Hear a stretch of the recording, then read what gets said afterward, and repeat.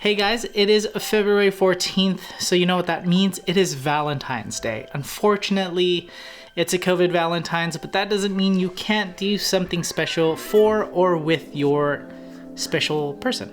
Nothing says I love you. Or And I miss you. Or You complete me. better than brownies. Now that's what today's all about. We are sharing our go-to brownie recipe. So let's pull up the sleeves, let's grab a whisk, let's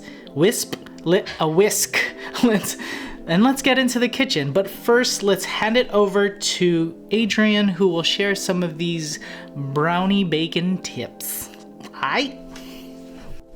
So the key to the perfect brownies actually just kind of depends on you or your loved one's personal preferences. Some people like it more like a cake, some people like it super chewy, and then you have the fudgy, which is kind of like in between the two. You know, it kind of depends on what you want. Personally, I think the best brownies are like fudgy and like super dark chocolate. So none of that white chocolate stuff, which technically is not chocolate, okay?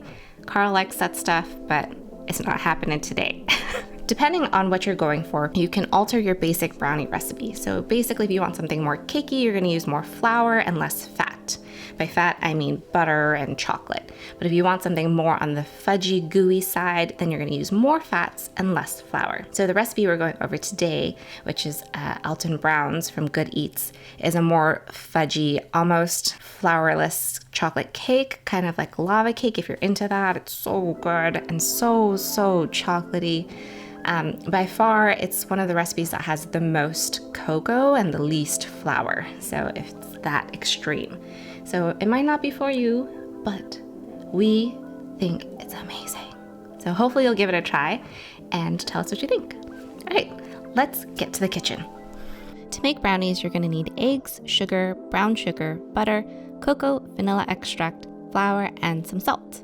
To start, preheat your oven to 300 degrees Fahrenheit. In a stand mixer or a large bowl, beat 2 large eggs until it's fluffy and almost a light yellow. Then sift in half a cup of white sugar and half a cup of brown sugar and give that a mix. Then add your 4 ounces of melted butter, 1 tablespoon of vanilla extract, and a 1/4 teaspoon of salt. Mix to combine and then sift in 5/8 cup of cocoa and give that a quick stir, but don't overmix. Finally, sift in your 1/4 cup of flour and give it a final mix. Then fold in any extras you want, like more chocolate, some nuts, or even toffee, whatever your lover or loved one likes. Don't forget to grease your pan, and then basically pour in your batter and then bake it.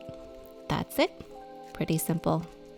We baked ours for about 30 minutes, but you're gonna have to adjust depending on the size pan you use, and also if you prefer yours a little bit more gooey or a little bit more chewy. Allow it to cool completely before slicing, but if you're having it yourself, just have at it. And that's it. We all hope you have a wonderful Valentine's Day and that you make the best of the situation that we have right now. Things will get better. We'll be able to go on these romantic trips. We'll be able to comfortably eat out at restaurants without plastic dividers or shields, because honestly that kills the mood. But until then, we Wear a mask. Yeah, wear a mask, and we hope you stay safe, be well, and love. Bye.